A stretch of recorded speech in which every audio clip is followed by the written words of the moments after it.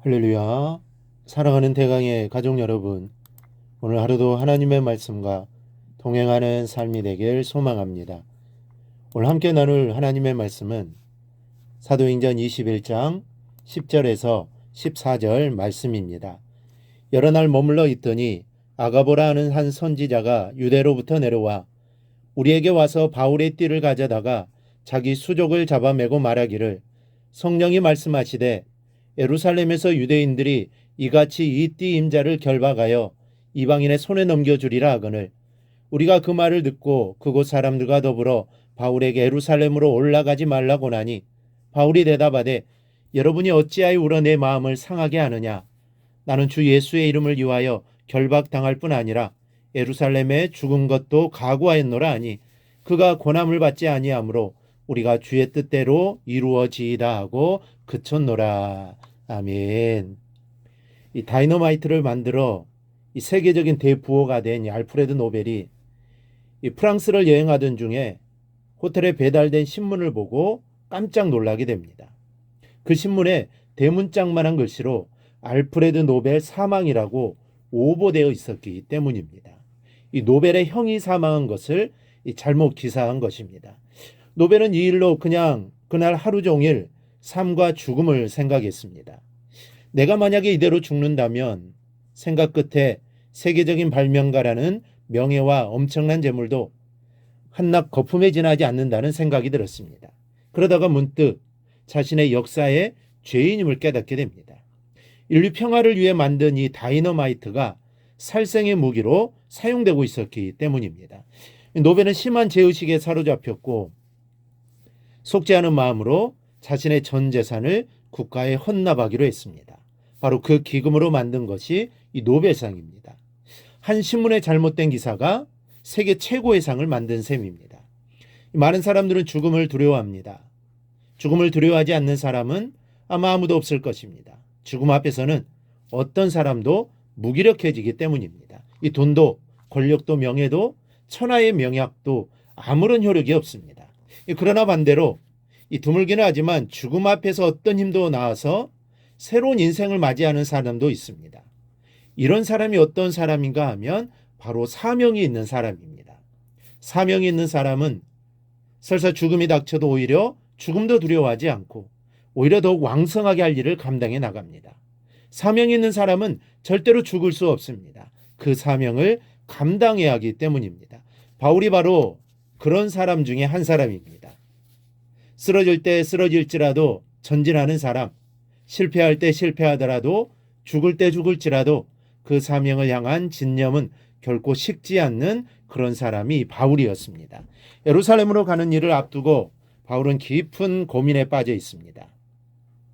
주의 사람들이 한결같이 바울의 예루살렘행을 만류했기 때문입니다. 예루살렘행은 그 자체가 죽음이라는 것입니다.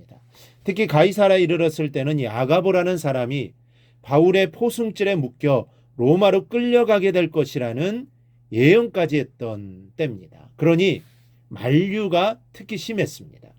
위험한 일은 안 하는 것이 좋고 결과 좋지 않게 나오리라는 것을 뻔히 알고도 하는 것은 어리석은 일입니다. 누가 봐도 예루살렘으로 가는 일은 합당치 못했습니다. 예견된 모함이 기다리고 있는 곳이기 때문입니다. 많은 핍박자들이 바울을 기다리고 있고 바울 자신도 이 사실을 잘 알고 있었습니다. 그러니 가지 말라고 말리지 않아도 가서는 안 될 것이라는 것을 바울 본인이 왜 모르겠습니까? 그러나 그럼에도 불구하고 바울은 거기를 가야만 하는 이유가 있습니다. 하나는 예루살렘 성도들 가운데 가난한 자들을 위해서 마게도냐와 아가야 사람들이 모금한 헌금을 전해주어야 하기 때문입니다. 또 하나는 복음을 전하고 이방인 신자와 유대인 신자들과의 갈등을 해소해 주어야 한다는 것입니다. 여기서 우리는 십자가 정신을 배우게 됩니다. 십자가 정신은 버리는 정신입니다. 괴로워도 참고 힘들어도 견디고 아파도 이겨내야 하는 정신입니다. 위태롭다고 그 자리에서 안 하고 포기하는 것이 절대로 아닙니다. 위험하다고 해서 더 이상 할 수 없다고 돌아서 버리는 것이 아닙니다.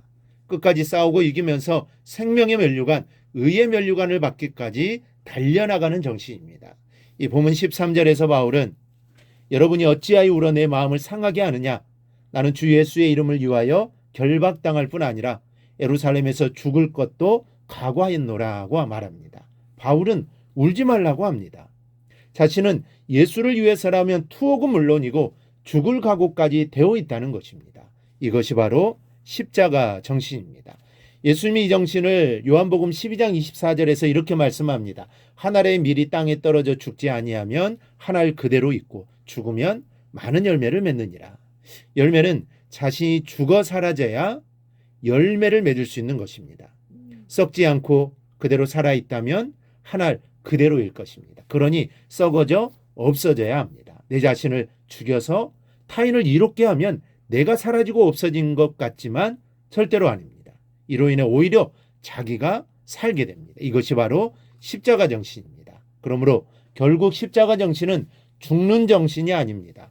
죽는 것 같으나 실상은 사는 생명의 정신이 십자가 정신입니다. 오늘 하루 이와 같은 마음으로 사시기를 바랍니다.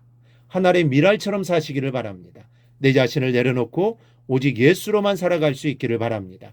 예수님처럼 바울처럼 주를 위해 죽음을 각오하고 충성해서 타인을 살리고 이로 인해 자신의 영생과 상급을 저축하는 여러분이 될 수 있기를 바랍니다. 이렇게 살아가는 삶이 바로 주님이 기뻐하시는 삶입니다. 그리고 이렇게 살아가는 삶이 내가 손해보는 것 같지만 아닙니다.